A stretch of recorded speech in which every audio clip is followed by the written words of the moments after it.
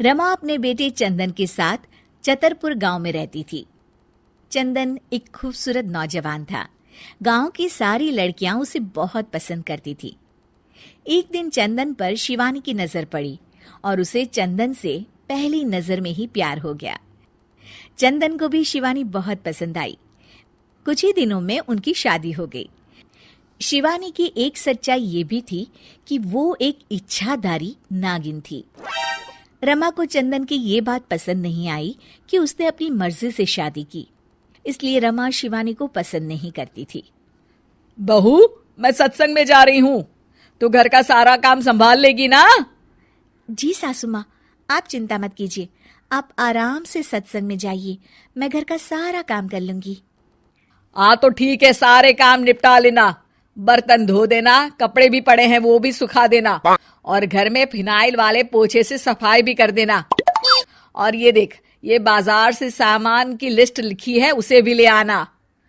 हाय, शिवानी मन ही मन बोलती है, इतना सारा काम, बाप रे, बहुओं को क्या ये सारे काम करने पड़ते हैं। रमा सत्संग के लिए चली जाती है। शिवानी झाड़ू लेकर आती है और फिर सोचने लगती है, अब जब बहू बनी हूं तो इंसानों की तरह ही मुझे सारी जिम्मेदारियां निभानी चाहिए। पहले मार्केट जाकर सामान ले आती हूँ, फिर घर का काम कर लूंगी।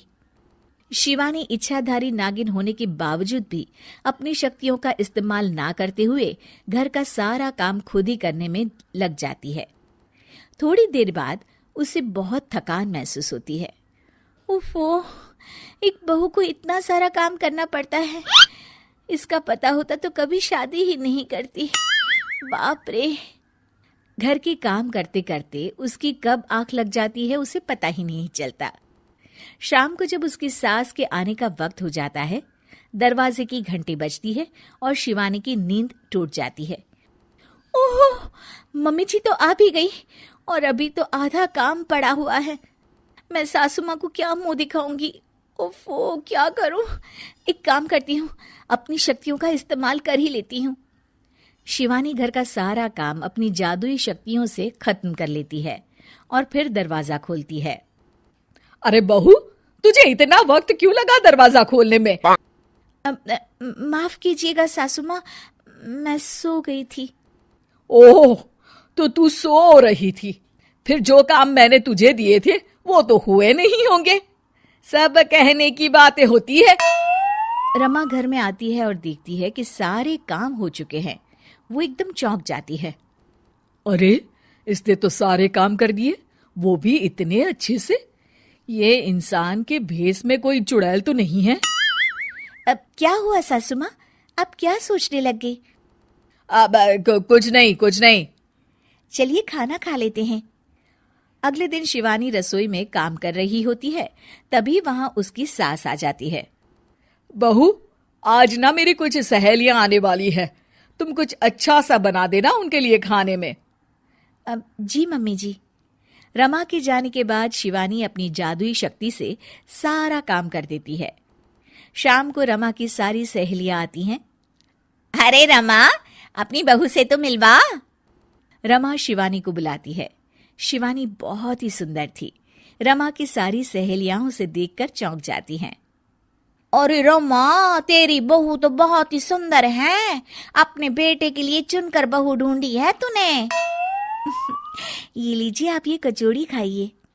रमा की सभी सहेलियां खाना खाती हैं और उन्हें खाना बहुत पसंद आता है। अरे वाह भाई वाह, रमा मान गए तुम्हारी बहू को, कितना अच्छा खाना बना लेती है। उस दिन पूनम की रात होती है और शिवानी घर के कामों में इतनी उलझी रहती है कि उसे याद ही नहीं रहता कि हर पूनम की रात को वो अपने असली रूप में आ जाएगी। वो रसोई में काम कर रही होती है, तभी उसका असली रूप सामने आने लगता है।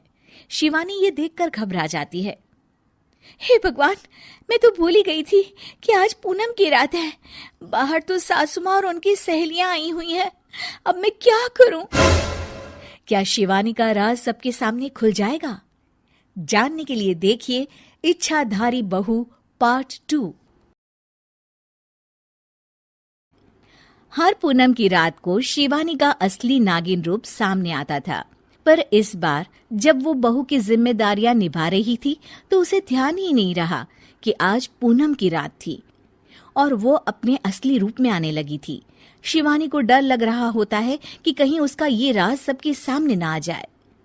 हे भगवान, अब मैं क्या करूं?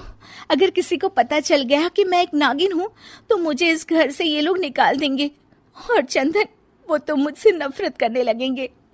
तभी रमा रसोई में आ जाती है और शिवानी अपनी सास को आता हुआ देख घूंघट कर लेती है। बहू, तू यहाँ क्या कर रही है इतनी देर से? तभी रमा देखती है कि शिवानी ने घूंघट किया होता है। अरे बहू, ये तूने अचानक से घूंघट क्यों कर लिया? कुछ नहीं सासू माँ, वो मेरी ना सहेली का फोन आया था अभी। हाँ तो उसने कहा कि आज पूनम की रात है और आज की रात बड़ी ही खास है, तो अगर आप कोई मन्नत मांगो तो पूरी हो जाती है, लेकिन इस मन्नत को मांगने के बाद आपको अपना चेहरा किसी को नहीं दिखाना होता, इसलिए मैंने ये घूंघट किया है। अरे पर तूने तो मुझे इस बारे में कुछ नहीं बताया। हाँ मम्मी जी, मुझे माफ कर दीजिए, वो घर में सब मेहमान आने वाले थे तो मेरे दिमाग से ही ये बात निकल गई। शिवानी ऐसा कहकर अपने काम में लग जाती है। रमा मन में सोचती है, बड़ी ही अजीब सी बात है ये, ऐसी ऊट पटांग मन्नत कौन मांगता है भला? और शिवानी मन में सोचती है, बस कैसे भी करके 12 बजे तक मुझे अपने असली रूप को छुपाना है। अच्छा चलो फिर ऐसे ही चलो, मेरी सहेलियां जा रही हैं, उनसे विदा ले लो। ठीक है मम्मी जी, पर ये घूंघट। हाँ, मैं समझा दूंगी उन्हें कि तुम्हारी ये कुछ अनोखी सी मन्नत है। शिवानी अपनी सास के पीछे चल रही होती है, पर उसका निचला शरीर अब नागिन का रूप ले लेता है। वो मन में सोचती है, हे भगवान, अब मैं क्या करूं? ऐसे तो मैं बाहर नहीं जा सकती, मुझे यहाँ से जाना ही पड़ेगा। रमा पीछे मुड़कर देखती है तो शिवानी गायब होती है। रमा ये देखकर चौंक जाती है कि आखिर शिवानी कहाँ चली गई अचानक से। बहू, कहाँ चली गई ये अचानक से? मेरे पीछे ही तो आ रही थी। शिवानी छत पर खड़ी होती है और घबरा रही होती है कि अगर वो पार्टी में वापस नहीं गई तो उसका राज खुल जाएगा। वो चंद्र देवता से प्रार्थना करने लगती है, हे चंद्र देवता, मेरे असली रूप को आज किसी के सामने मत आने दीजिए। मैं इस परिवार से बहुत प्यार करती हूँ और मैं यहीं रहना चाहती हूँ। चंद्र देवता प्रकट हो जाते हैं। अगर तुम यही चाहती हो शिवानी, तो मैं तुम्हें इंसान के शरीर में हमेशा के लिए परिवर्तित कर देता हूँ, पर फिर तुम एक नागिन भी नहीं रहोगी और तुम्हारी सारी शक्तियां छीन जाएगी। मैं यहाँ इस घर की बहू बनकर ही रहना चाहती हूँ चंद्र देवता, आप मेरे शरीर को इंसानी रूप में परिवर्तित कर दीजिए।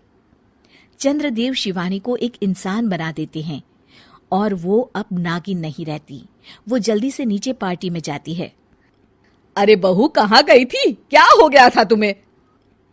मम्मी जी, वो छत पर थी, मौसम खराब हो गया था ना, तो कपड़े बाहर सूख रहे थे, सोचा उतार लाऊं। अरे बहू, यहाँ मेरी सहेलियां तुम्हारा इंतजार कर रही थी और तुम्हें कपड़ों की पड़ी है। मुझे माफ कर दीजिए मम्मी जी। पार्टी खत्म हो जाती है और शिवानी बहुत थक जाती है। शिवानी, घर की सफाई कर देना, बहुत ही गंदा हो गया है पार्टी के बाद। जी मम्मी जी। शिवानी इतनी थकान के बाद भी घर की सफाई में लग जाती है। सच में एक सामान्य बहू बनना भी बड़ी ही मुश्किल का काम है। अगर चंदन से प्यार न किया होता तो कभी बहू नहीं बनती।